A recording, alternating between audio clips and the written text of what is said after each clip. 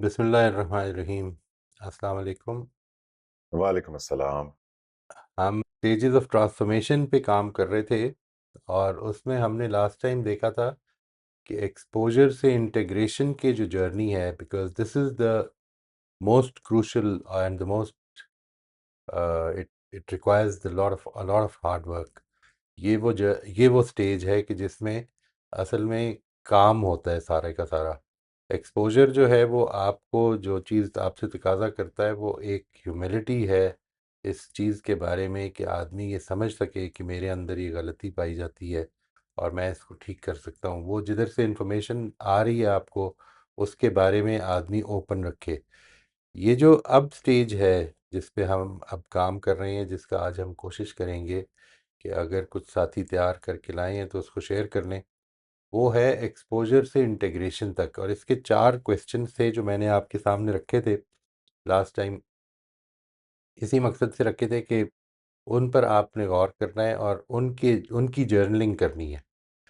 ठीक है जी, ये जो एस्पेक्ट है इसको सामने रखते हुए अगर तो कोई करके लाया है तो ठीक है, otherwise I can start with my own, because ये पिछला हफ्ता तो कुछ थोड़ा सा ऐसा रहा मेरे लिए भी कि जिसमें मुझे खुद भी ये महसूस हुआ कि एक बड़ा मेजर एस्पेक्ट है ज़िंदगी का जिसके ऊपर सीरियसली काम करने की बड़ी ज़रूरत पड़ जाती है। कभी कभी अक्सर औकात नज़रअंदाज हो जाता है। तो वो मैं भी शेयर करूँगा इंशाल्लाह। आप में से कोई अगर पहले करना चाहे तो वो यू मोस्ट वेलकम जी। You can start off. बिस्मिल्लाह करें जी। एक्सपोजर से इंटीग्रेशन। और हम काम कर रहे हैं आज आपके जर्नल एंट्रीज जो हैं 4 क्वेश्चन से। अगर आप कहेंगे तो मैं वो 4 क्वेश्चंस आपके सामने डिस्प्ले भी कर दूंगा। वो उम्मीद ही है कि लास्ट टाइम मैंने चूंकि सारे कर दिए थे, एक सैम्पल एंट्री भी दे दी थी, तो उस पर अगर कोई काम किया है तो वो शेयर कर लीजिए। जी, शबाना आप अनम्यूट कर लीजिए। जी, अस्सलाम वालेकुम। वालेकुम अस्सलाम जी। अच्छा, ये जर्नल एंट्री के बाद जो क्वेश्चन है पहला था, what have I become aware of recently that needs practice. जी। तो जो इन दिनों में जर्नलिंग हो रही थी, मुझे सबसे ज़्यादा ये अवेयरनेस मिली कि मुझे पॉज़ लेने की और ज़्यादा प्रैक्टिस करने की ज़रूरत है। दूसरी चीज़, अ, अभी भी मुझे ह्यूमिलिटी की बहुत ज़्यादा ज़रूरत है। जब मुझे फीडबैक मिलता है तो मैं डिफेंसिव हो जाती हूँ या फ़ौरन जस्टिफिकेशन देने की कोशिश करती हूँ। बाकी भी फ़हरिस्त है, लेकिन इस वक़्त ये जैसे टॉप ऑफ द लिस्ट इसका राइट। जवाब आया मेरे पास जब मैंने इसको लिखा। What is one small response I am intentionally practising. तो इसमें मैं जो इंटेंशनली प्रैक्टिस कर रही थी, अगेन वो पॉज़ की ही थी। और उसके साथ में दूसरे के साथ आई कांटेक्ट, उसकी बॉडी लैंग्वेज को समझना, अपने सर को नोड करना, यानी कि कोशिश कर रही थी कि दूसरे को, वरना होता ये था कि बात कर रहा होता तो मैं कहती बात तो समझ आ गई है ना, अब आगे भी मुझे पता है आपने क्या कहना है। लेकिन ये मैंने ना इंटेंसिव कोशिश शुरू की हुई थी हम्म। कि दूसरे को ये फ़ील आए कि मैं उसको समझ रही हूँ। तीसरा सवाल, where can I notice this is in ordinary life. तो वेयर कैन ज़ाहिर आई है मुझे प्रैक्टिस अपने this? Husband where can yes, I sorry, where can I practise in ordinary जी। लाइफ। तो मैं इसको प्रैक्टिस कर रही थी अपने बच्चों के साथ, अपने हस्बैंड के साथ। जी। चौथा था, after practising what did I notice about effort not outcome.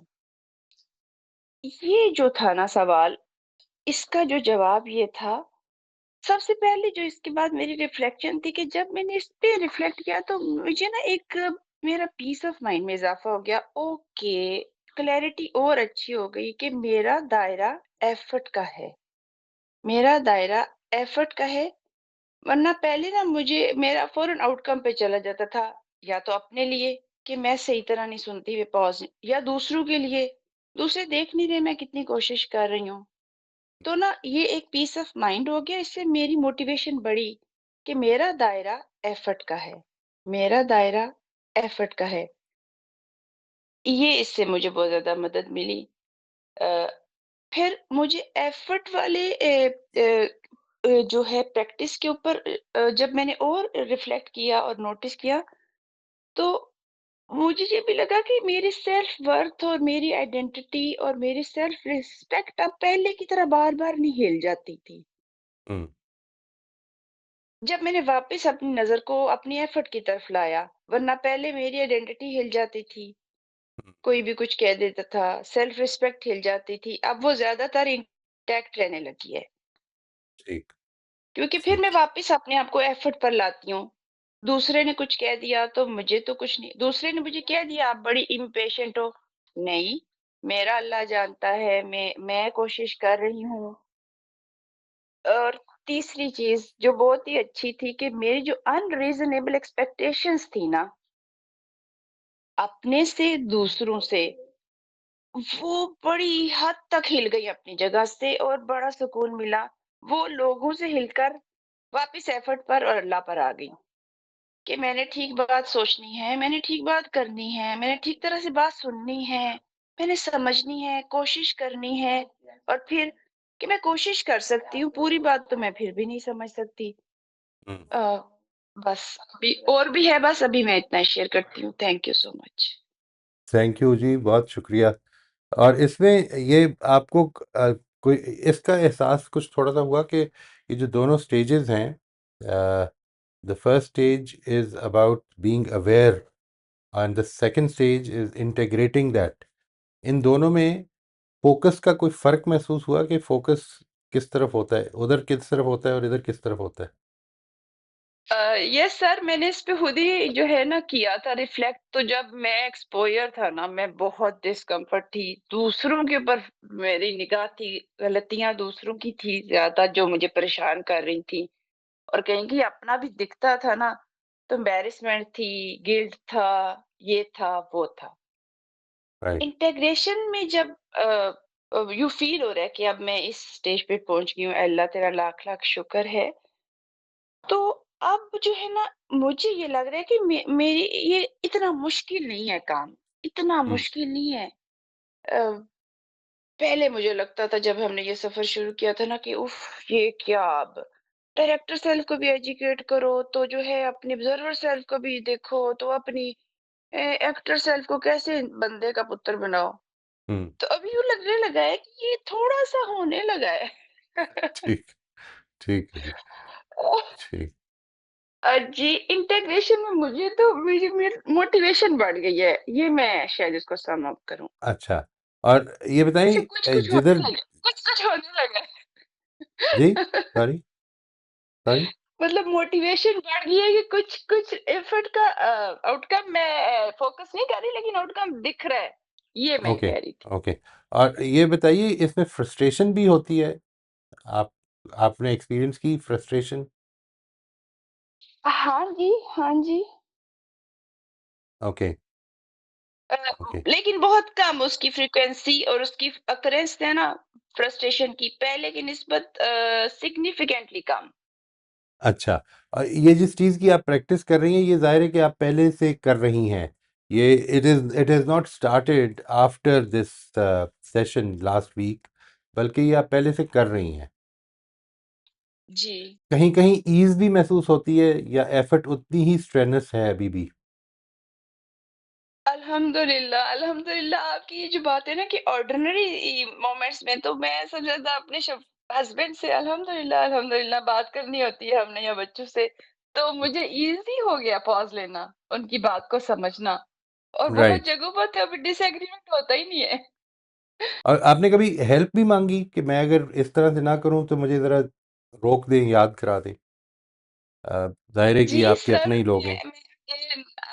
Yes, yes अल्हम्दुलिल्लाह मैं ब्लेस्ड हूँ, मैं अपने हस्बैंड और अपने बच्चों से मैंने कहा मैं ये कोशिश कर रही हूँ, तो अगर आप लोग मतलब मैं एकदम तो ऐसे बोल देती हूँ बट मेरा ये मतलब नहीं होता।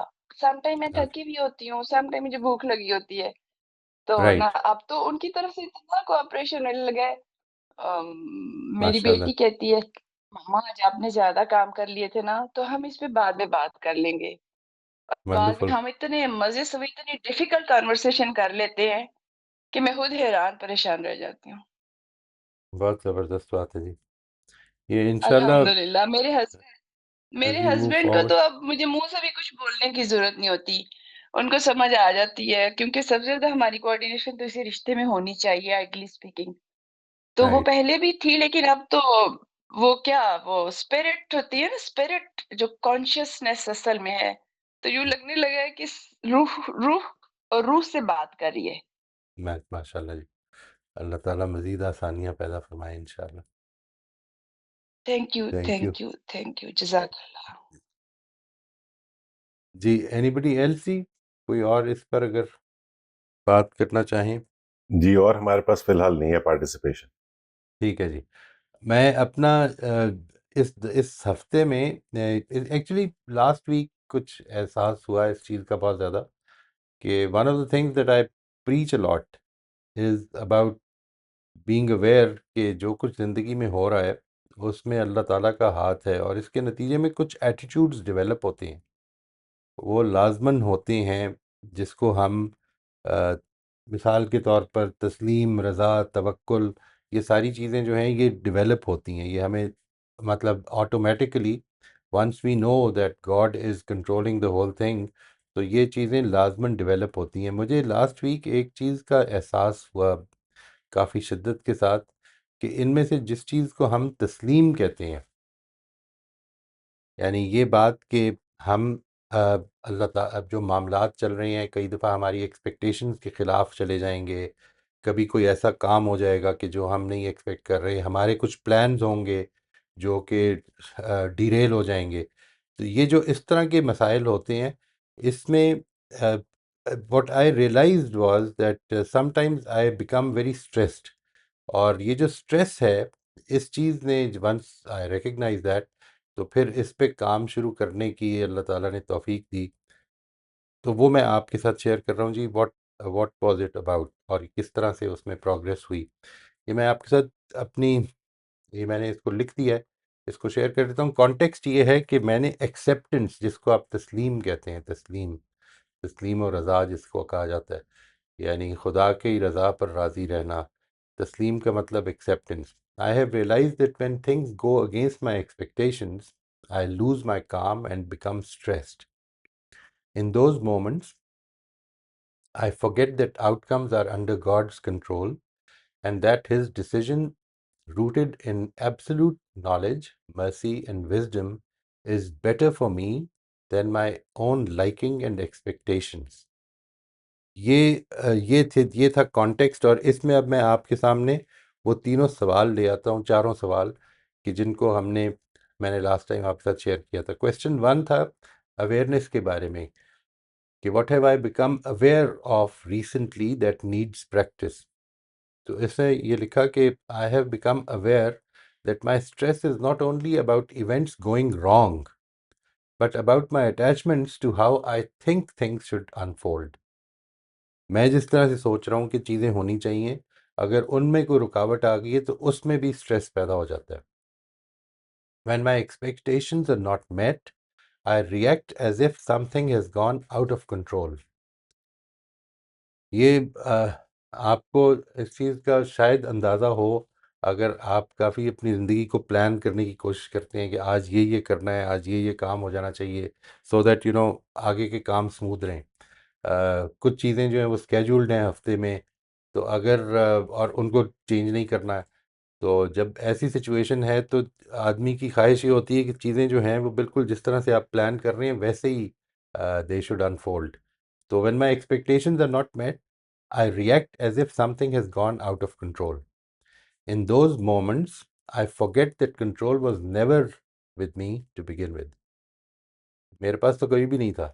असल में एक इल्यूजन है कंट्रोल का, क्योंकि ज़िंदगी में चीज़ें बिलअमूम बिलअमूम डिस्टर्ब नहीं होती हैं, तो हमें ये लगता है कि चीज़ें जब हम प्लान करेंगे तो उस तरह चल पड़ेंगी।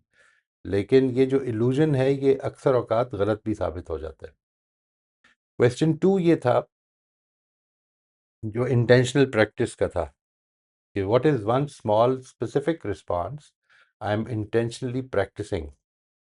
इसमें मैंने लिखा कि when I notice stress rising because things are not going according to my expectations, I'm practicing pausing and reminding myself consciously that the situation is under God's control, not mine। I'm practicing releasing the demand that events align with my preferences and choosing to respond with restraint rather than panic. इसके बाद question number 3 ये था कि where where can I practice this in ordinary life? I can practice this when my plans are affected by others' unexpected actions. And this, if I mean, having reached this stage of life, this happens almost every day. किसी ने time दिया हुआ है, वो time पे नहीं आया, किसी ने टाइम दिया हुआ है, वो मौजूद नहीं है उस वक्त, और आपको किसी के पास वक्त पे पहुंच के इंतज़ार करना पड़ता है. तो when others unexpected actions, when my plans are affected by others unexpected actions, when my efforts don't produce the desired results I desire or hope for, and when others act differently than I expected. These moments are frequent and ordinary, which makes them the real training ground for acceptance. इसमें जो चीज़ note करने की है वो ये कि असल में जो चीज़ हो रही है यहाँ पर, वो ये हो रही है कि हम ऐसा कोई देख रहे हैं मामला जिसमें कि एक तो disruptions on almost daily basis हो रही हैं. हमने ये भी देखा है इसमें कि फेथ जो है, it is brought into lived reality. ठीक है जी, ये जो फेथ है कि अल्लाह ताला सब चीज़ों पे कंट्रोल है, ये मेरा फेथ है. ठीक है जी, it is brought into lived reality, not reserved for crisis only. कोशिश ये की है मैंने. ठीक है जी. एंड क्वेश्चन नंबर 4 ये कि रिफ्लेक्शन ऑन एफर्ट. ये जो ये वाली स्टेज है ना, फ्रॉम जो जिसमें कि आप ट्रांजिशन करते हैं फ्रॉम एक्सपोजर टू इंटीग्रेशन, इसमें टोटल फोकस जो है वो एफर्ट पर होता है.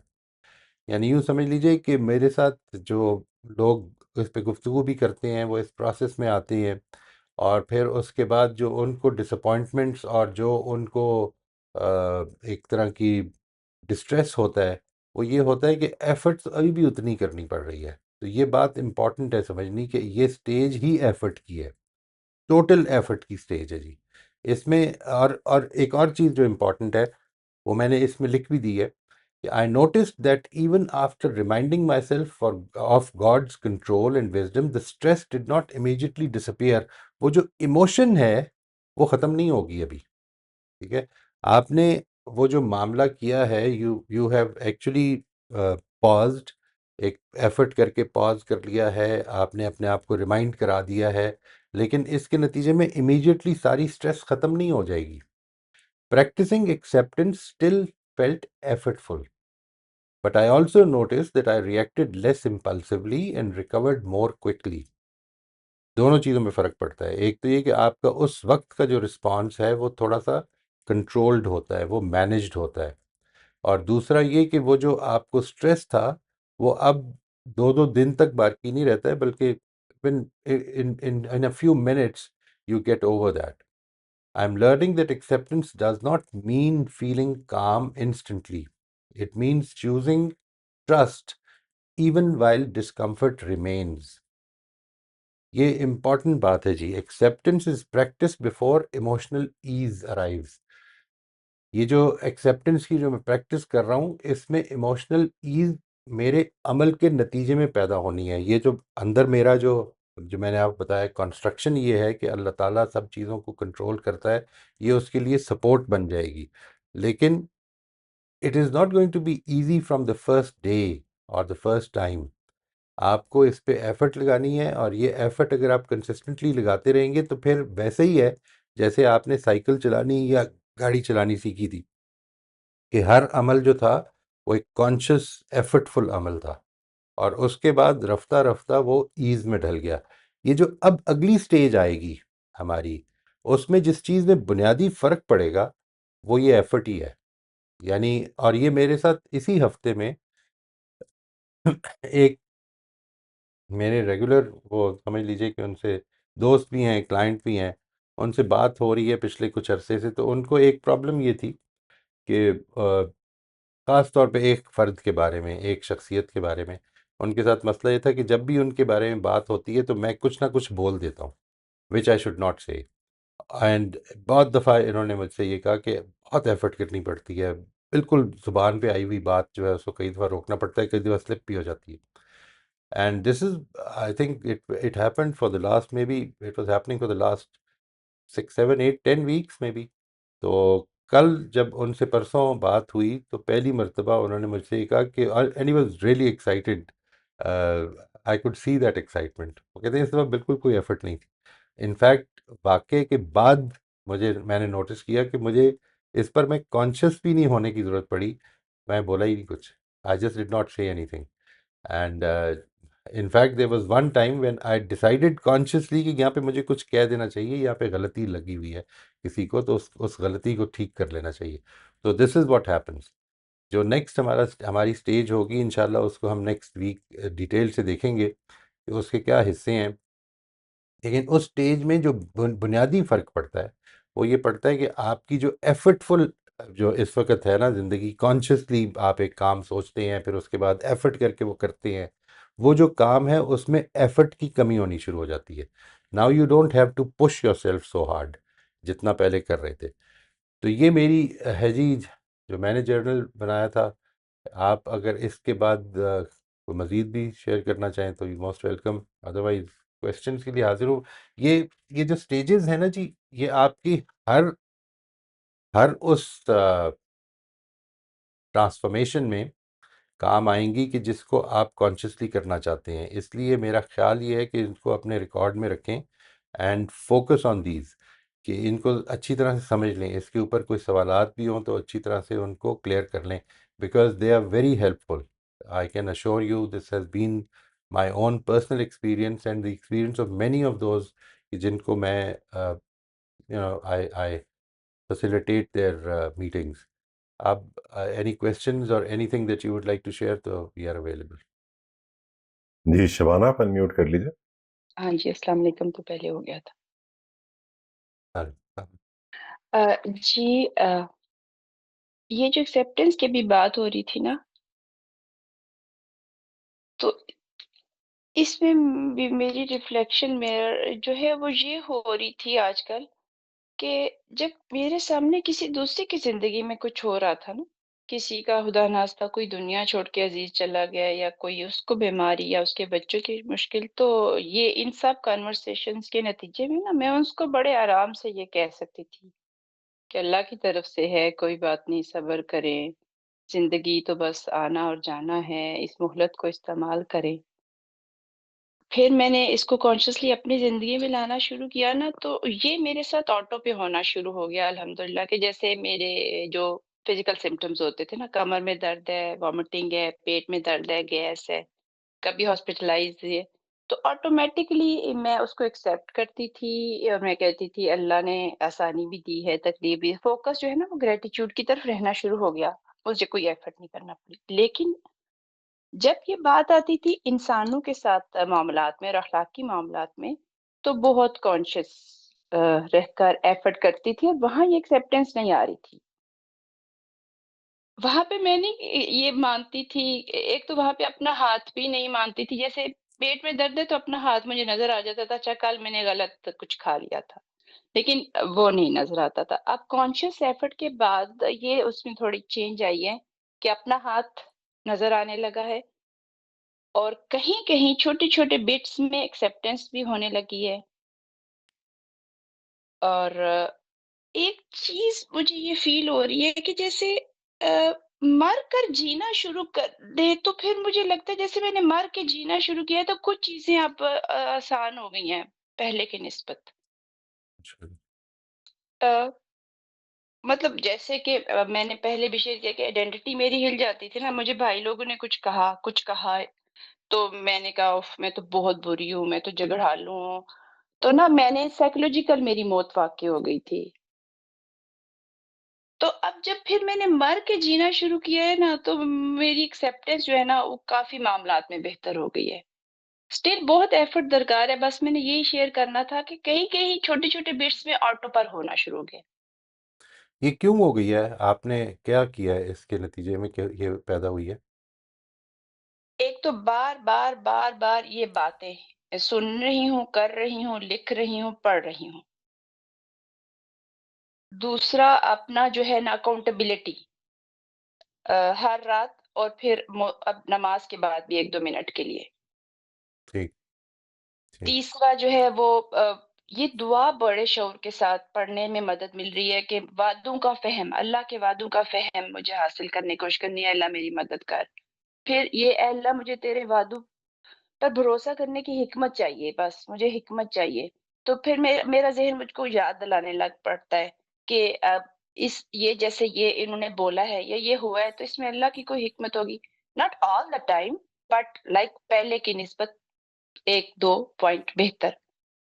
ये माशाल्लाह चीज़ जी, मुझे ये दुआ जो है ना माशाल्लाह। कॉन्शियसली उर्दू में मैं पढ़ती हूँ जब नमाज़ में तशहद में बैठते हैं ना सलाम से पहले, तो बहुत यकीन के साथ मैं माँग कहती हूँ अल्लाह मुझे तेरे वादों का फ़हम चाहिए, मुझे तेरे वादों पर भरोसा करने की हिकमत चाहिए, मुझे उसके मुताबिक ज़िंदगी गुज़ारने का हौसला दे दे, आज़ी दे दे, तेरे पास पीस है, मुझे पीस दे दे, तेरे पास एक्सेप्टेंस है, मुझे भी वो दे दे। तो ये चीज़ मदद कर रही है। माशाल्लाह जी, माशाल्लाह। That's wonderful. Thank you, thank you thank you, जी। Thank you. मोहित साहब एक बड़ी अच्छी टच अपॉन किया बहन ने भी एक बात पे, और मैं भी इसी बारे में सोच रहा था ड्यूरिंग द वीक कि ह्यूमिलिटी और एक्सेप्टेंस, अपनी एक्सपोजर, अपनी एरियाज ऑफ इम्प्रूवमेंट का कतई तौर पे वीकनेस या अनएम्पावरमेंट का रिफ्लेक्शन नहीं है। इनफैक्ट सबसे ज्यादा एम्पावर्ड इंसान होता ही वो है जो ये रियलाइज करता है कि अच्छा मेरे कंट्रोल में क्या है, और उसको वो अपनी पूरी कुवत के साथ कर डालता। तो वो जो एफर्ट वर्सेस आउटकम की डिस्टिंक्शन आपने लास्ट टाइम उस जर्नल के क्वेश्चन में उसमें कराई थी, I think that is wonderful. और शायद ये भी एक अच्छी चीज है जहन में रखने के लिए हमारे लिए कि आउटकम हमारे कंट्रोल में ना होना हमारी वीकनेस की निशानदेही नहीं कर रहा, बल्कि इस बात की निशानदेही कर रहा है कि उसके अलावा हर चीज हमारे कंट्रोल में, हर चीज हमारे पावर में है। अगर एक मर्तबा, दो मर्तबा, 10 मर्तबा एफर्ट करने से कोई चीज चेंज नहीं हुई तो 11वीं दफा एफर्ट करना भी हमारे कंट्रोल में है, उसके बाद भी हमारे कंट्रोल में, और ये उस वक्त तक हमारे कंट्रोल में रहेगा जब तक सांसें चल रही हैं। बिल्कुल, बिल्कुल। बहुत खूबसूरत बात है जी ये। और यही है कंट्रोल में है। आपने आपने इसको जिस तरह से प्रेज़ेंट किया उस तरह से लगता है जैसे जैसे ये this is other than outcome. मैं इसको हमेशा इस तरह से देखता हूँ कि अदर देन एफर्ट कुछ भी कंट्रोल में नहीं है। आपने इसको इस तरह से रखा है कि अदर देन आउटकम सब कुछ कंट्रोल में है। That makes it half empty and half full वाली बात हो गई है। I think that's wonderful. ठीक जी, ज़बरदस्त। जी एब्सोल्युटली, एब्सोल्युटली। आज ही मेरी, यस्टरडे एक्चुअली, मेरी एक फेलो एंटरप्रेन्योर से बात हो रही थी, और इसी टॉपिक पे बात हो रही थी कि एंटरप्रेन्योर के अगर आप किसी सक्सेसफुल एंटरप्रेन्योर से बात करें तो वो और उसको कंपेयर करें किसी ऐसे किसी एम्प्लॉयड माइंडसेट के किसी बंदे से। और मेरा पॉइंट ये नहीं कि अच्छा क्या बुरा क्या, तो whoever is making it work is making it work, जो भी उनको सूट करता है। लेकिन एक फंडामेंटल डिफरेंस ये आता है कि एंटरप्रेन्योर एक्सपेक्ट करता है कि पहले बिजनेस थोड़ी चल पड़ेगा, दूसरा थोड़ी चल पड़ेगा, और चल पड़ा अगर तो फिर तुक्का लग गया। It's not suppose to happen, I am not suppose to win right away. वो एक्सपेक्ट करता है फेलियर को, और इसीलिए वो उसको माइलस्टोन समझते हैं कि अच्छा अब इसका मतलब है कि मुझे या तो डिफरेंट टैक्टिक ट्राई करना है, या कोई बिल्कुल डिफरेंट अप्रोच ट्राई करनी है, या डिफरेंट बिजनेस ट्राई करना है। तो ये एक एम्पावर्ड माइंडसेट की अप्रोच होती है कि वो उसको जीने की तरह देखता है, वो स्टेपिंग स्टोन की तरह देखता है फेलियर को। और वो and the same approach works everywhere, wherever we want growth. वो पर्सनल लाइफ में भी अपने वीकनेसेस को भी, छोटी से बड़ी चैलेंज में approach I think fundamentally same रहती वेरी वैल्यूएबल, वेरी वैल्यूएबल। ये बहुत इंपॉर्टेंट बात है जी। ये बिल्कुल सेम रहती है। ये एफर्ट सेम रहती है। और सच्ची बात ये है कि आपको अगर कुछ चैलेंजेस पेश नहीं आ रहे तो आपको सक्सेसेस की वैल्यू भी नहीं पता चलेगी हकीकत में। और फेलियर्स जो हैं वो असल में कितने बड़े लर्नर्स हो सकते हैं, ये इससे अल्लाह ताला, वो किसी ने कहा है ना, fail early and fail and fail early.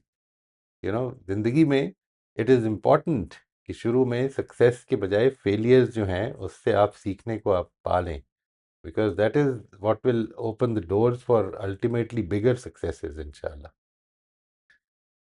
बहुत अच्छा है जी। Absolutely, absolutely. जी अंबर, आप अनम्यूट कर लीजिए। जी, अस्सलाम वालेकुम सर। वालेकुम अस्सलाम रहमतुल्लाह जी। जी, सर मेरे केस में ये हो रहा है कि कुछ चीज़ों में जो है वो मैं कॉन्शियस होती हूँ और चीज़ों को ओवरकम कर लेती हूँ। लेकिन कुछ ऐसी वाक़यात हो जाते हैं जिसमें मैं कॉन्शियस नहीं होती, यानी हो जाते हैं लेकिन उसके बाद फ़ौरन बाद मुझे रियलाइज़ होता है कि ओह! ये तो मैंने गलत कर दिया, यानी यहाँ पे ये रिस्पॉन्स तो ठीक नहीं था। तो ज़्यादातर ये हो रहा है कि बाद में रिफ्लेक्ट हो रहा है और कम ये हो रहा है कि पहले से प्रिपेयर है, क्योंकि एक मेरी थोड़ी-सी अजीब-सी आदत है कि मैं हर काम को नियर टू परफेक्शन करने की कोशिश करती हूँ और उसमें मेरी पूरी कोशिश होती है कि इसमें मुझे, जब मैं ये काम शुरू कर दूँ तो इसमें मुझे कोई हर्डल ना हो मेरे सामने। लेकिन वो अनएक्सपेक्टेडली जब वो हर्डल मेरे सामने आ जाती है, तो मैं अपनी हैबिट जो मेरी इतने सालों से डेवलप हुई हुई है, फिर मुझे गुस्सा आ जाता है और फिर वो गुस्सा निकल जाता है। लेकिन बाद में फिर पहले तो ये था कि रिफ्लेक्शन थी ही नहीं, यानी इसके ऊपर कोई वो नहीं था कि अच्छा ये भी कुछ गलत किया है, ये किस्सा। लेकिन अब ये है कि उसके फ़ौरन बाद रिफ्लेक्शन आ जाती है कि अच्छा ये यहाँ पे ऐसे नहीं होना चाहिए था। इसको पेशेंस के साथ, जैसे सर अभी आपने भी शेयर किया कि अनएक्सपेक्टेड रिजल्ट्स के ऊपर जो है वो ये सोचना चाहिए कि ये अल्लाह ताला की तरफ से है और इसके ऊपर सब्र का मुज़ाहिरा करना चाहिए। तो ये थोड़ा-सा मेरे साथ जो है अभी तक सर, मतलब मुझे फिर जब इस तरह की जब चीज़ मेरे से डेवलप हो जाती है और जब मैं रिफ्लेक्ट करती हूँ, तो फिर मेरी वो फ्रस्ट्रेशन वाली स्टेज आती है कि आप ओह! ये तो मतलब मैं इतने अरसे से इसको सोच भी रही थी और मैंने कहा मैंने इसके ऊपर करना भी है और सारा कुछ है, लेकिन जब ये हुआ है तो उस वक़्त उस मोमेंट पे तो मुझे ख़्याल ही नहीं रहा और बाद में मुझे जब ख़्याल आया तो मतलब ये एक मुसलसल एक जैसे एक स्ट्रगल, एक जंग सी जारी है, जो कि फिर कई दफ़ा फ्रस्ट्रेशन में भी लेकर जाती है और कई दफ़ा दिल करता है कि छोड़ो, दफ़ा करो। ये नहीं ठीक हो सकता। कुछ इस तरह की भी मतलब बीच में थिंकिंग स्टार्ट हो जाती है। लेकिन सर मैंने अभी तक इसको गिव अप तो नहीं किया, मैं कर रही हूँ। हम देखें हम कितनी कामयाबी होती है, मुझे किसी जगह पे हो भी जाती है और जब होती है तो बड़ी खुशी होती है कि अच्छा शुक्र है यहाँ पे याद आ गया और कर लिया हाँ, इसको। तो इस तरह की उनको सर मेरी नोटिस कुछ ज़्यादा चल रही करने है। लग पड़े। एक तो ये नोटिस ज़्यादा करने लग पड़े, दूसरा एक और काम करें। आप ये देखें कि वो जो आप जिस चीज़ के मामले में you felt that you actually succeeded in your effort, जो आप करना चाह रही थी वो अचीव भी हो गया, वो या ये कि एफर्ट हुई, और जब हुई तो ज़ाहिर है, जो दूसरी बात है उधर तो असल में एफर्ट हो नहीं सकी, you were not conscious, you got conscious later. आपने इस चीज़ के ऊपर थोड़ा सा तवज्जो देनी है कि वो जिस चीज़ में आप कॉन्शियस हो गई, वो क्या किया था आपने उसमें, यानी did you plan for it कि यहाँ पर कोई गड़बड़ हो सकती है तो मुझे इसके बारे में तैयार हो जाना चाहिए, या ये कि क्या किया था, इसके बारे में थोड़ा सा सोचना है आपने। ठीक है, एंड थिंक अबाउट इट कि वो जो आपका मेथड है जो which is working in one thing and is not yet working in the other, वो वहाँ पर असल में what are you doing differently, उसको ठीक करने की कोशिश करते हैं। यानी वो क्या चीज़ है जिससे कि आप वक्त से पहले तैयार हो जाती हैं बाज़ जगहों पे, और उधर आपकी एफर्ट भी ठीक वक्त पे हो जाती है, और वो क्या चीज़ है कि वो दूसरी जगह मिसिंग होती है। ये मैं बात वाज़े कर सका हूँ जी, अभी इसका जवाब नहीं मांग रहा, ये बात वाज़े हो गई। जी सर। सर मुझे ये बताएं कि इसमें यानी जिस जगह पे फेलियर हो रहा है वहां पे मेरी इमेजिनेशन की एक्सरसाइजेज जो है वो अगर मैं करूं काम कर सकती हैं तो जी, वो काम कर सकती करेंगी हैं। जी। यानी वो इमेजिनेशन का मतलब ये है कि इस तरह की सिचुएशंस हैं, दो चीज़ें काम कर सकती हैं अगर, तो ये वो वाली जो आप जिधर आपको लग रहा है कि वो एफ, इसको फेलियर ना कहें, इसको ये कहें कि आफ्टर द इवेंट कॉन्शियसनेस पैदा होती है। यानी असल में मैं अगर बात ठीक समझ रहा हूँ तो ऐसे ही है ना, कि after the G event sir ऐसे ही यू है। बिकम कॉन्शियस कि मुझे तो ये करना चाहिए था, और वो करने का मौका निकल चुका होता है। ये बात ठीक है?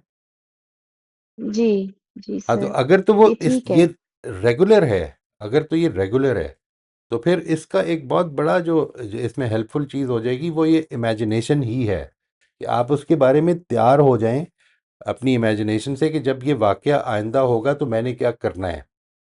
ठीक है, यानी इस चीज़ को ज़्यादा से ज़्यादा और उस सीन को जितना आप ज़्यादा एलेबोरेटली इमेजिन कर सकें करें, that will help, that will actually remind you in the moment कि अब वो टाइम आ गया है कि वो करना है। लेकिन अगर ये एक रेगुलर चीज़ नहीं है तो फिर ज़्यादा बेहतर ये होता है कि आदमी मिसाल के तौर पर लोगों से मिलने जा रहा है। ठीक है जी, आप किसी के पास जा रहे हैं, आपको लगता है कि ये टॉपिक्स जो हैं मेरे, वो थोड़े से मेरे लिए मुश्किल हो जाते हैं उन पे कर्टेल करना, तो मैं उनके बारे में थोड़ा सा प्री प्लान कर लूँ। ये अगेन, ज़िंदगी में एक जो एक्सपेक्टेशंस टूटती हैं वो कई दफ़ा दूसरों से टूटती हैं, कई दफ़ा अपने आप से भी टूटती हैं। अपने आप से जो टूटती हैं उनको हम फेलियर्स कह रहे हैं, और उनसे हमने सीखना है। यानी मिसाल के तौर पर मैं इसके लिए तैयार होके गया कि मैंने इस इशू पर बात अगर होगी तो नहीं करूँगा मैं, जब तक कि if somebody does not ask my opinion I am not going to give my opinion. लेकिन वो इशू तो कंट्रोल हो गया, लेकिन एक और इशू पे बात हो गई और जज्बाती तौर पे हो गई। तो what what will happen is that मेरी जो वो है ना, उसके अंदर मैं ऐड कर लूँगा अब ये, कि जो मैंने अभी तक रखे हुए थे टॉपिक्स जो जो जिस पे मैं जज्बात में भड़क उठता हूँ, उनमें एक और टॉपिक भी ऐड हो गया। I will become more con, so I can use this failure as a stepping stone to become better. Give up करने का तो आपने आपने एक जुमला बोला, अभी तक गिव अप नहीं किया, तो डोंट वेट फॉर दैट। ये इसको लुक फॉरवर्ड भी नहीं करना, गिव अप का तो सवाल ही नहीं है। गिव अप किया तो फिर तो अपने आप को, जिसको आप कहते हैं ना कि अपने आप को हलाकत में डाल दिया। ये नहीं कर सकते, ये तो अफोर्ड, ये इसके बारे में तो सोच भी नहीं सकते। प्लान करते जाएंगे, what else can I do, what else can I do, what else can I do. This is the question that will keep sir us ये अलाइव। इस तरह की जितनी भी, सॉरी सर, सर जितनी भी सिचुएशन इस तरह की क्रिएट होती है ना सर, इसमें मैं थोड़ा, मैंने देखा है कि मैं पैनिक में भी जाती हूँ। यानी मुझे थोड़ा सा क्योंकि वो नियर टू परफेक्शन वाली जो बात है ना, वो शायद प्रॉब्लम बन जाती है या क्या। लेकिन थोड़ा सा पैनिक भी कर जाती हूँ, तो पैनिक शायद करती हूँ तो शायद इस वजह से भूल जाती हूँ कि भाई इस वक्त जो है वो मुझे इसको कंट्रोल करना था और इस तरह से। आप ये देखिए परफेक्शन के बारे में, एक तो ये कि इसको रिकग्नाइज तो आप भी करती हैं, मेरा ख्याल है कि ये कोई ऐसी चीज़ नहीं कि जो आपसे छुपी हुई होगी, परफेक्शन तो नहीं अचीव होनी। ठीक है ना? जी सर। अच्छा, ठीक एक है। बात। अब दूसरी बात ये है कि हम या तो परफेक्शन को we can become, like we can project perfection where there is none. दूसरों को हम ये दिखाने की कोशिश करते हैं कि हम परफेक्ट हैं, लेकिन है नहीं वैसे। तो ये भी कोई बहुत अच्छा एटीट्यूड नहीं है। तो क्या फियर है, रियलिटी जाहिर करने में क्या फियर है, इस पे गौर कीजिएगा। यानी अगर परफेक्ट नहीं है तो फिर क्या प्रॉब्लम है, क्या होगा? लेट्स से मैंने एक एफर्ट की। सर ये मैं आपको हाँ। सर ये एग्जाम्पल मैं बताऊं कि हुआ क्या था तो जिसमें ये प्रॉब्लम इस तरह का मुझे ओके। क्रिएट हो जाता है। ओके। अब ठीक सर है। हुआ ये था कि मैंने घर पे दावत की हुई थी, मेरे घर पे कुछ गेस्ट आने थे। और मैंने कहा मैंने एक रेसिपी किसी से ली, मैंने कहा यार मैंने सैलेड बहुत अच्छा सा बनाना है, तो मुझे बताएं कि रेसिपी मुझे दे, मैंने सैलेड बना। उन्होंने मुझे रेसिपी दी। अच्छा, उस रेसिपी से रिलेटेड जितनी भी चीजें थी वो कुछ अवेलेबल घर पे थी और कुछ नहीं थी। स्टोर जाने से पहले मैं अपने मेड को मैंने कहा देखो, जो चीजें भी चाहिए ना मुझे बता दो कि इसमें मतलब मैं जा रही हूँ, मैं वहां से खरीद के लेके आ रही हूँ, चीजें कंप्लीट मैंने करनी है। तो वो मैं गई और मैं जाके ये चीजें कंप्लीट करके ले आई सारा। अब ये कि अभी जैसे गेस्ट के आने में 1 या 1.5 घंटा रह गया, क्योंकि मैंने कहा कि मैं फ्रेश बनाऊंगी। तो मैं जब किचन में गई और मैंने सारे इंग्रेडिएंट्स अपने सामने जब रख लिए, तो उसमें मेन एक इंग्रेडिएंट था कि उसमें जो है वो बॉइल्ड चने जो थे वो डलने हम्म। थे। अब मेरे जहन में ये था कि मेरे फ्रीजर में बॉइल्ड चने पड़े हुए हैं।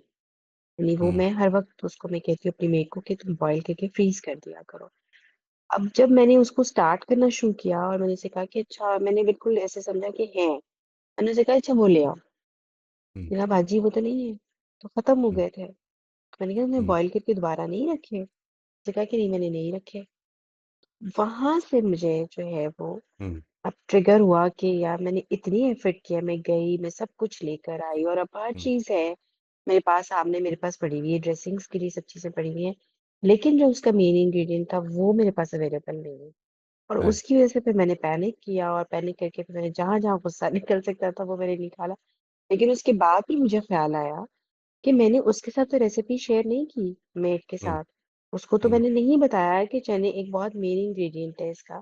तो हम्म, मुझे ये बताओ कि वो पढ़े हुए कि नहीं, मैंने एक दफा कंफर्मेशन उसकी भी कर लेनी चाहिए थी।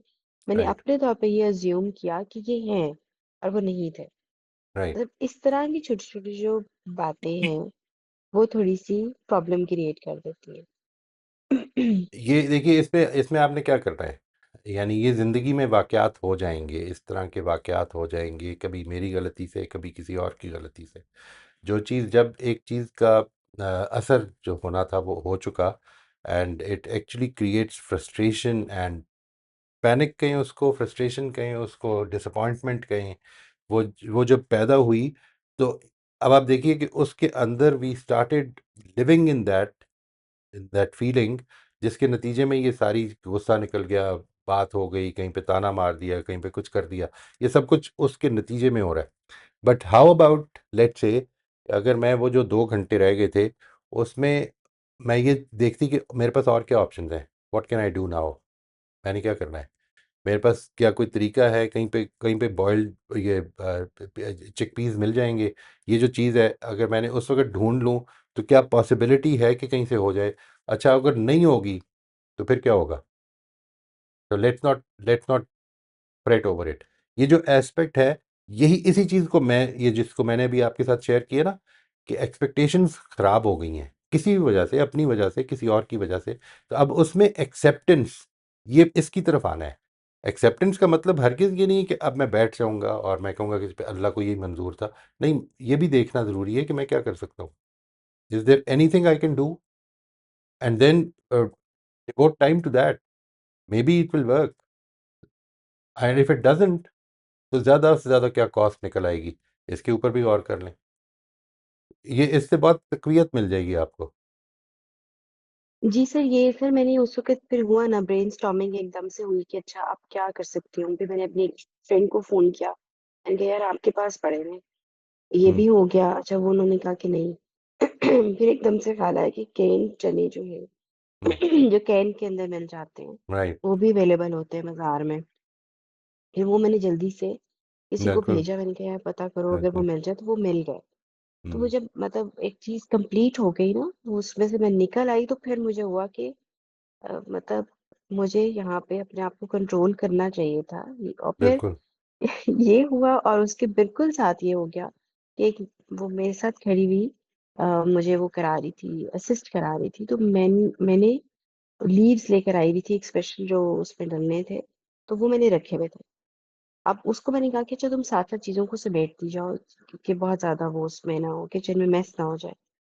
तो उसने वो लीव्स उठाए और उसने डस्टबिन में फेंक दिए, और वो मैंने सैलेड के अंदर डालने थे। तो मैंने वो 1 मिनट के लिए मैंने पीछे मुड़ के देखा, तो मैंने कहा वो कहाँ गए, वो पत्ते कहाँ गए। उसने कहा बाजी मैंने तो कुछ भी नहीं किया, आपने मुझे कहा ये सब कुछ साफ कर दो। हुँ, तो मैंने कहा यहाँ पे पड़े हुए थे, पत्ते पड़े हुए थे यहाँ पे, वो किधर गए। उसने कहा वो बाजी वो तो मैंने डस्टबिन में फेंक दिए।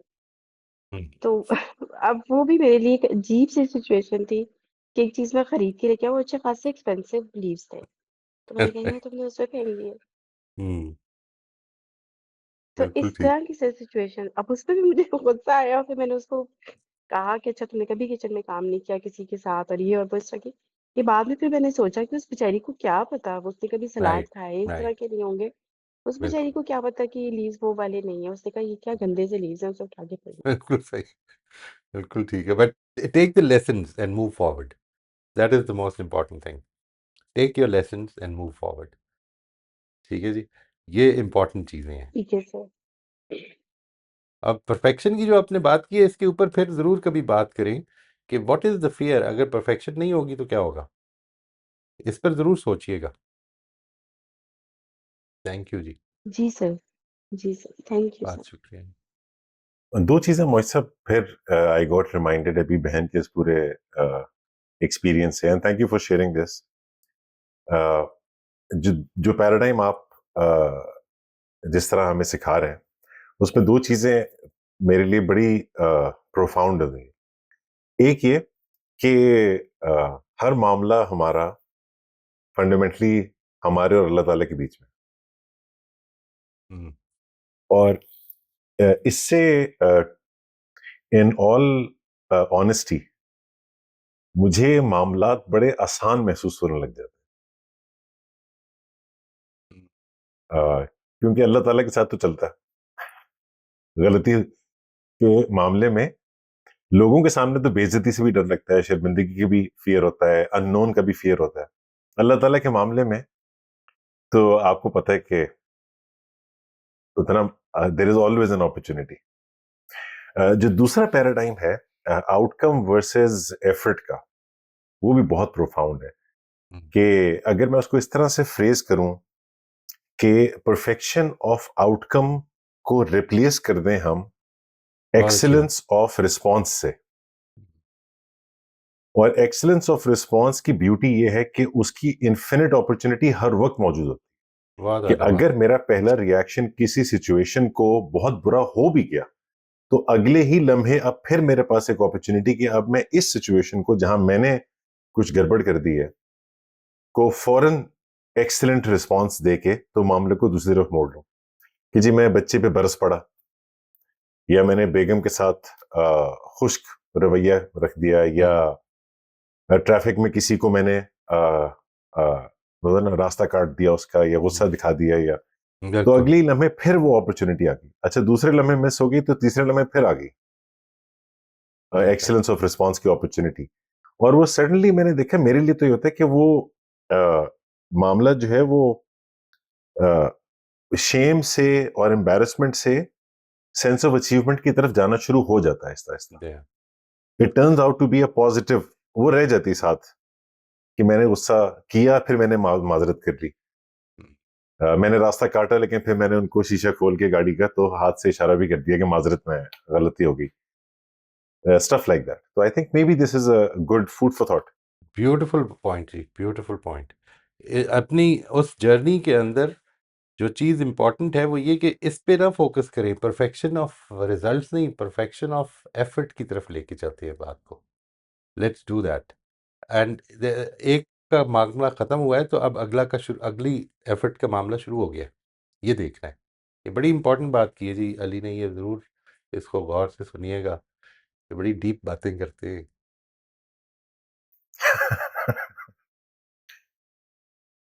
जी फरिया, आप अनम्यूट कर लीजिए। जी, अस्सलाम वालेकुम सर। वालेकुम अस्सलाम। सर एक छोटा-सा सवाल पूछना था कि सर जर्नलिंग के अलावा भी कोई टूल है to help in this journey? मुझे इसमें it has always help me a lot, और इसमें बड़ी तेज़ी से होता है। एक तो ये होता है कि इसमें आप जर्नलिंग कर नहीं सकते even for your own self, even if you are not going to present this document to anybody else. आपके लिए बड़ा ज़रूरी है क्लैरिटी ऑफ माइंड का, आपके लिए लिखने के लिए ज़रूरी है कि आप थोड़ा सा क्लियर हो जाएं। अच्छा, और फिर दोबारा पढ़ेंगे उसको और उसको ठीक करते जाएंगे तो this gives you more clarity. और दूसरा जो है मेरे ख्याल में एक अजीब व गरीब मिथिकल सी, ये मिस्टिकल सी चीज़ है ये, कि उसका असर बहुत ज़्यादा होता है जी। तो मैं इसको बहुत हाईली रिकमेंड करता हूँ, लेकिन अगर आपको लगता है कि नहीं ये पॉसिबल नहीं है, तो वॉइस रिकॉर्डिंग में करके देख लें, ट्राई करके देख लें। आई आई के नॉट से दिस कि ये इसका अफेक्ट उतना ही होता है, लेकिन मेरा ख्याल है कि इट कैन अफेक्ट, बिकॉज है तो वो रिफ्लेक्शन ना, रेट्रोस्पेक्टिव इंट्रोस्पेक्टिव रिफ्लेक्शन है जिसको कि आप बयान करेंगे, तो उसको करके देख लें, it might help, but degree of help might be a little different. ठीक है सर। अच्छा सर, एक छोटी-सी बात शेयर करनी थी। जी अभी जी। जो अंबर जिस तरह बात कर रही थी, सर मैंने एक आई थिंक 9th या 10th में मैंने रीडर्स डाइजेस्ट में एक आर्टिकल पढ़ा था। छोटा-सा था और उसके अंदर वो एक माँ है जो कि अपने 2 साल के बच्चे की बर्थडे प्रिपेयर कर रही है और सब सब कुछ हो जाता है, मेहमान आ गए होते हैं सब। वो केक लेके आ रही होती हैं, शी ट्रिप्स और वो केक गिर के तो सारा टूट जाता है। तो उसका जो मॉरल था ना, उस बंदी का जो माइंडसेट था, उसने अपने आप से कहा कि इट डज नॉट मैटर, और उसने बाकी पार्टी उसी तरह की, कपकेक लाके वो काट लिया और सब कुछ कर लिया। और उसने कहा कि मैंने ये लिखा हुआ है एक जगह पे, जब भी मुझे ये लगता है कि अच्छा ये क्या हो गया, तो I just read that it does not matter. वाह तो वाह। सर उस वक्त से this has become, I mean, a helping tool for me till today. And sir it helps so much. तो अभी राइट। मेंबर की बात सुन रही थी तो मुझे याद आ रहा था कि this is one thing which has always helped me, कि एक मिनट बहुत ही के लिए अच्छी मैं बात रुकती हूँ और अपने आप को है, कहती हूँ बहुत ही कि अच्छी बात। Career does not matter, because you know hmm. कोई भी ऐसी चीज नहीं होती जिससे कोई आसमान टूट पड़ेगा या कुछ हो जाएगा। Absolutely, absolutely. That is what we have to keep reminding ourselves. वो किसी की एक बड़ी खूबसूरत किताब है, मुझे नाम बंदे का नहीं याद आ रहा। It's based on small articles, एक एक दो दो सफ़े के आर्टिकल्स हैं। उस किताब का नाम है don't sweat the small stuff, और फिर उसकी टैगलाइन है most of the stuff is small stuff. ठीक है, we are actually sweating the small stuff most of the time. For instance, इसी पे देखिए, ये एक बड़ा वाकया है। आपके घर में एक फंक्शन है, लेकिन एक चीज़ खराब हो गई, सैलड ठीक नहीं बना, और या बहुत ही अच्छा बन गया, तो फिर क्या होगा? दोनों सूरतों में it's a small stuff. In the ultimate, you know, broader vision of things, in your broader vision of your own life, it's a small stuff। कोई बड़ी बात नहीं होगी इसमें। तो इसको थोड़ा सा, इस पर्सपेक्टिव को ज़रूर लें, अपने अंदर ऐड करें कि ये चीज़ें इतनी इम्पोर्टेंट नहीं होती हैं, जो हम उस वक्त जब टनल विजन में खड़े हो जाते हैं तो जितनी इम्पोर्टेंट लग रही होती हैं, थोड़ा सा ब्रॉडर व्यू लेंगे तो पता चलेगा कि ये तो शायद याद भी नहीं रहेगी। यानी think about it, 5 years down the road ये वाकया कितना याद रह जाएगा। ठीक है जी, कोई भी वाकया हो, कितनी हैसियत होगी इसकी मेरी ज़िंदगी के बनाने में, मेरे लिए आखिरत की जो जवाबदेही है वो कितनी इम्पोर्टेंट है। इस एस्पेक्ट को ना बहुत ज़्यादा ज़िंदा करें इंशाल्लाह। Thank you very much for sharing जी, व्हाट अ वंडरफुल थिंग। ये बहुत ही अच्छी बात है, और ये हम सब के लिए लेसन है, वाकई सबके लिए लेसन है। जितनी चीज़ें हम स्प्रेड कर रहे होते हैं, जिन पे कभी गौर करके देखें, in the larger frame of things, they hold not so much importance. आपकी अपने लिए भी नहीं होंगी। ट्रू। बल्कि मोहित साहब, ये वापस वो जो तस्लीम वाला आपने बिल्कुल शुरू में शेयर किया था ना, उससे कनेक्ट हो जाता है कि it doesn't matter because if it did तो God would take care of it. Right, बिल्कुल। जी सलमा, अपन म्यूट कर लीजिए। अस्सलाम वालेकुम सर। वालेकुम अस्सलाम। सर मुझे यहाँ पर एक फिर रहनुमाई चाहिए है कि आपने एक बार काफ़ी पहले की, मेरे ख्याल है पिछले साल की बात है, एक आपने हम लोगों को 3 कॉलम दिए थे जिसमें आपने हमें बताया था कि किस करेक्टर पे आप ज़्यादा काम करना चाहते हैं। सर मुझे जी उस प्रोग्राम का नाम याद नहीं है, लेकिन हमने कॉलम बनाए थे और उसमें हमने अपने आप को लिखा था कि हम यहाँ पर जो है वो ठीक करना चाहते हैं, या यहाँ हमारा ये एम है कि हम एक अच्छे इंसान बने और दूसरे के दिल में जगह बनाए। लेकिन सर वो तो फेल हो गया पूरा, मेरे साथ तो फेल हो गया बिल्कुल। जिस चीज़ को मैंने सबसे ज़्यादा फोकस किया था वो बिल्कुल फेल हो गया। तो अब जो है वो फीलिंग ये होती है कि जो डिप्रेशन थोड़ा सा आता है ना तबीयत के अंदर, के दिल एकदम भर आता है और कि मैं यहाँ नाकाम हो गई। तो उस नाकामी को कवर भी अब नहीं किया जा सकता, क्योंकि जब सामने वाला फैसला कर लेता है कि उसने आपको अपनी ज़िंदगी से निकालना है तो निकालना है। तो वहाँ पर जो है वो एफर्ट्स जो हैं वो किस तरह फिर ज़िंदा रखें हम उन एफर्ट्स को। हाँ, ये ज़रूर है कि हम अपने आप को ये चेक करते रहते हैं कि कहीं हमारी किसी चीज़ से तकलीफ़ ना पहुँचे, सामने वाले को किसी बात से ना पहुँचे, किसी एक्शन से ना पहुँचे, बल्कि जितनी हम आसानी पैदा कर सकते हैं उतनी आसानी पैदा करते हैं। और ये चीज़ सर मैंने अपनी ज़िंदगी में हमेशा, ये तो आपके प्रोग्राम में आने से पहले भी रखी है कि ना आसानियाँ पैदा करनी है चाहे कुछ, क्योंकि मैं गवर्नमेंट जॉब में थी ना, तो वहाँ तो लोग बड़े हीलो इज्जत से काम लेते थे ना, कि एक बंदा अगर काम के लिए आया है तो उसको बस अब भगाओ और बोलो कि 8 दिन बाद आना, 6 दिन बाद आना, इस तरह से इसका काम फौरी तौर पे नहीं करना, चाहे कितना ही बड़ा स्कूल क्यों ना हो। लेकिन ये कि ऐसा करते थे, यानी हमारे अंडर में जो सपोज के सर्टिफिकेट चाहिए है तो उसको उस वक्त नहीं बना के देना, हालांकि काम नहीं है, लेकिन नहीं बना के देना, नहीं अब आप परसों आ जाइए, आप 3 दिन बाद आ जाइए। तो मैं ये नहीं होने देती थी। यानी मैंने उस वक्त भी यही अपनी ज़िंदगी का वो था कि आसानियाँ पैदा करनी है। लेकिन यहाँ जब अपने घर के अंदर जो है वो इस चीज़ को अप्लाई किया, तो यहाँ तो मैं फेल हो गई, बुरी तरह से फेल हो गई। तो अब मैं क्या कर सकती हूँ, मैं जब दिल गिरफ्तार होती हूँ इस सोच के साथ कि मैं नाकाम हो गई हूँ, तो नाकामी जिसको आप कह रही हैं ना, अगर आपने ये टारगेट रखा हुआ होगा कि मेरा ये रिलेशनशिप बहुत अच्छा हो, तो इसमें तो नाकामी हो सकती है। ये टारगेट कभी नहीं होना चाहिए, किसी भी रिलेशनशिप के लिए ये टारगेट नहीं होना चाहिए कि मेरा रिलेशनशिप अच्छा हो। आप उस रिलेशनशिप को अच्छा नहीं कर सकते, ये आपके बस में नहीं है। जो चीज़ आप कर सकते हैं वो आपकी अपनी इनपुट है उस रिलेशनशिप में। नाकामी तब होगी कि आपकी इनपुट गलत हो गई है। रिलेशनशिप अच्छा होना या नहीं होना, इसमें तो दूसरा शख्स इन्वॉल्व हो गया ना। इसको तो आप totally it is not in your control, therefore it should not be a target. आपका टारगेट ये होगा कि मैंने अपना इनपुट इस रिलेशनशिप में बेहतरीन करना है। वो क्या हो सकता है?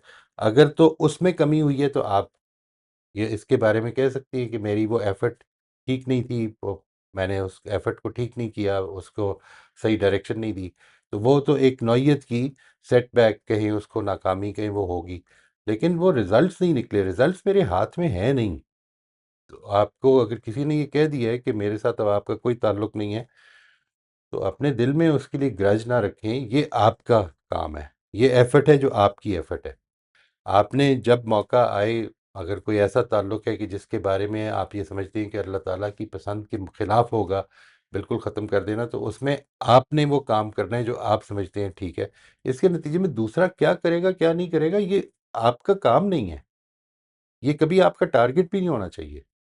हमारी अक्सर ज़िंदगी में जो हमारे टारगेट्स होते हैं वो असल में दूसरों से रिलेटेड होते हैं, और वो इस वजह से हम फ्रस्ट्रेट भी ज़्यादा होते हैं। उसमें हम एफर्ट भी नहीं कर सकते, और जब फ्रस्ट्रेट हो जाती है तो उसके नतीजे में वो जो रिएक्शन हैं वो भी सारे नमूदार हो जाते हैं। So what you have to focus on is to bring it back to yourself. मैंने क्या करना है?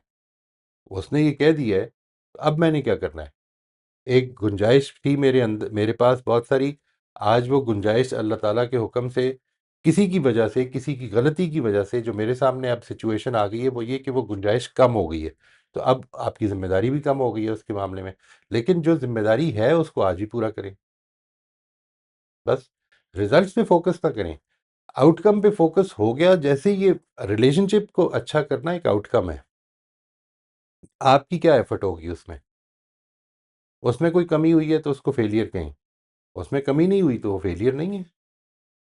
रिजल्ट आपके तो हाथ में इसका नहीं। फैसला तो सर अल्लाह ताला भी करेंगे ना, कि मेरी कितनी एफर्ट थी, और नहीं, मैं वो तो अ, करेंगे, मैं वो कहाँ तो करेंगे, काबिल थी। जी जी।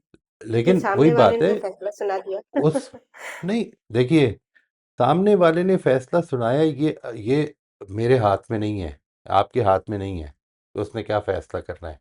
यानी आपने जो फैसला करना है वो ये करना है कि मेरी तरफ से कोई कमिट में अपनी एफर्ट में कमी तो नहीं हुई। ये फैसला अल्लाह ताला करेंगे आखिरत में। लेकिन वो भी क्या करेंगे? वो भी आपकी जो एबिलिटीज़ हैं उसके मुताबिक ही करेंगे ना। तो आपने इस दुनिया की ज़िंदगी की हद तक ये देखना है कि what is it that I can do more. ये बस सोचते जाना है। This is what is in your control. आप जैसे ही इस कंट्रोल से बाहर निकल के किसी चीज़ से परेशान होंगे, तो उस चीज़ से परेशान हो रहे हैं कि जो आपके कंट्रोल में ही नहीं है। वो खुदा के फैसलों में परेशान होने के मुतरादिफ है। जी सर, ऐसे ही है बिल्कुल। अल्लाह ताला आपके लिए आसानियाँ पैदा फरमाए। ये फोकस बड़ा इंपॉर्टेंट है जी। किसी भी अफेक्टिव ज़िंदगी को गुजारने के लिए ये फोकस बड़ा इंपॉर्टेंट है कि ये समझ लेना कि क्या चीज़ मेरे टारगेट करने की है और क्या नहीं है। यानी जैसे ही मैं रिलेशनशिप को टारगेट करूंगा तो मेरी मेरी तवज्जो का मरकज़ दूसरे का रिस्पॉन्स हो जाएगा। मैंने अपनी तवज्जो का मरकज़ अपनी एफर्ट, अपने प्रिंसिपल्स, अपने तरीके पे रखना है। बस जी सर, इंशाल्लाह। आसानियाँ पैदा करे जी अल्लाह ताला। बस ये जब हम आपसे मिलते हैं और अपने दोस्तों की बातें सुनते हैं तो हमें ना मिलता है फीडबैक, वो एक हौसला मिलता है कि हमें जो है ना वो मायूस नहीं होना, हमें कोशिशें बिल्कुल जारी रखनी है, बिल्कुल, हमें जो है वो तवक्कुल अल्लाह ही पे रखना है और अल्लाह सब इंशाल्लाह कुछ देख रहा है, हमारी कोशिश भी और हमारे काम भी, और इंशाल्लाह इसका रिजल्ट ज़रूर मिलेगा हमें, यहाँ नहीं तो वहाँ। और इंशाल्लाह जी। अली तो वाकई बहुत बहुत ही अच्छी बातें करते हैं। सर ये आपकी सोबत का असर है या पैदाइशी ऐसे है? दोनों का ये म्यूचुअल असर है जी। अच्छा, नहीं आपने देखा नहीं, मेरी बातों में भी हिकमत बढ़ गई, बेहतर हो गई अब। इंशाल्लाह नहीं नहीं, आप तो सर, ये आप तो ये सर है। म्यूचुअल असर, ये कॉन्वर्सेशंस का असर होता है जी। ये इसके ऊपर, इससे कोई भी इस्तिस्ना नहीं है, कोई भी इस्तिस्ना नहीं, अनलेस कि आप बात सुन ही ना रहे हो, फिर और बात। कॉन्वर्सेशंस का असर तो हो जाता है, दोनों पर ही होता है। अल्लाह ताला इसकी तौफीक दे हमेशा। थैंक यू जी। आमीन। शुक्रिया सर। शुक्रिया जी। हमारा आज का वक्त खत्म हो गया। मोहित साहब बहुत बहुत शुक्रिया। राफिया, थैंक आपका यू जी। हैंड रेज्ड है, मैंने नोट कर लिया। इंशाल्लाह नेक्स्ट सेशन में आप पहले हैंड रेज कर लीजिएगा। Will give you the first turn. Thank you इंशाल्लाह। एवरीवन, बहुत खुदा शुक्रिया। हाफिज़। खुदा हाफिज।